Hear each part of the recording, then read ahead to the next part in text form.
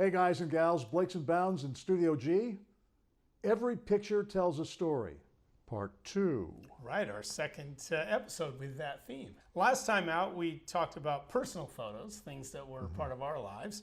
Today, we're going to talk about sports, and these are meaningful events in our lives. The Seattle Post-Intelligencer, October 9th, 1995. M's do it. Right. That was Game 5 of the series against the New York Yankees in Division 1995, series, Division Series. And the Mariners are down 2-0 after playing in New York. They came back to Seattle and won games 3 and 4, setting up a decisive Game 5. M's are down by a run in the bottom of the, was it the 11th inning? I think it was the 11th. I know it was extra innings. Yeah. And 2 guys on, and Edgar Martinez gets up and hits the double. And the 0-1 pitch on the way to Edgar Martinez. Swung on the line down the left field line for a base hit. Here comes Joy. Here is Junior to third base. They're going to wave him in. The throw to the plate will be late. The Mariners are going to play for the American League Championship. I don't believe it. It just continues. My, oh my. Mariners fans, because we've had so little to cheer about over the years, we always go back and reflect on that one moment. I can say, well, you were there too. I was there too. We weren't sitting together, but No. we were both at the game. I was up in the second deck down the right field line, and after that night, I lost my voice. Even though you were an anchorman. it did come back the next day, but it was a little raspy on that following Monday. But it was one of the most memorable sporting events I have attended personally, and over the years, I've always called it a sportsgasm.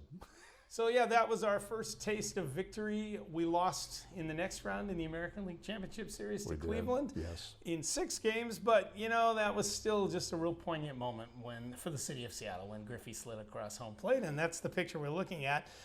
You can just see the joy in his face. Oh, the iconic picture of a Junior smiling ear to ear, and he's at the bottom of a scrum, not feeling any weight whatsoever. That was baseball. Time to move to another sport.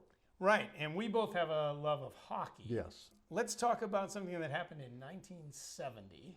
And as you know, I'm a big New York Rangers fan, but my all-time favorite player in hockey for me is Bobby Orr, the Boston Bruins, which may sound really weird because the Bruins are such an arch rival. But when I watched him play, I just thought he was the best skater ever in the history of the game. He never put up the numbers like a Wayne Gretzky did or even Ovechkin nowadays, but it was just the pure grace of Orr. Well, this is is this the 4th year of expansion? About the 4th year. Third yeah. or 4th year of I expansion. think it's the 4th year. NHL was a 6-team league back in the back at the beginning, and then it expanded to 6 more teams, and they were in their own division.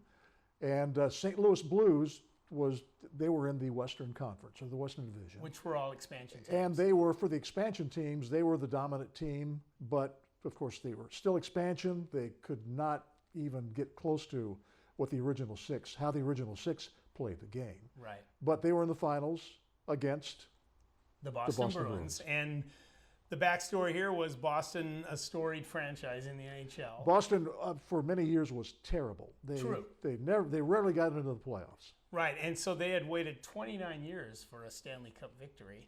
And so this picture, why we're looking at it, this was the overtime goal that Bobby Orr scored in Game 4. So it was a 4-game sweep, but still this goal was scored in overtime, and this is what finally put Boston over the top, and they won their first Stanley Cup in almost 3 decades. We're going to stick with hockey, and this picture is so important to me, I guess partly because I am a Rangers fan. I love the Rangers. They're my childhood team. Still a big fan of them. Try to see them all the time when they're here in Seattle and sometimes in Vancouver. And this picture right here, Dennis, says it all for me. This is the New York Daily News, which a friend of mine in New York picked up the day after the big moment. So in 1994, the Rangers, they beat the Vancouver Canucks in a really hard-fought 7-game series, and it was just a classic series. And what I love about this picture, it not only symbolizes that the Rangers won the Stanley Cup finally, and the drought had been 54 years for them, so that's how long we waited for a championship. It's the pure joy in Messier's face. And one last prop to show everybody. I'll reach down now. So we showed you the picture on the newspaper. Also, you've seen it because I have a digital copy that we've been showing too.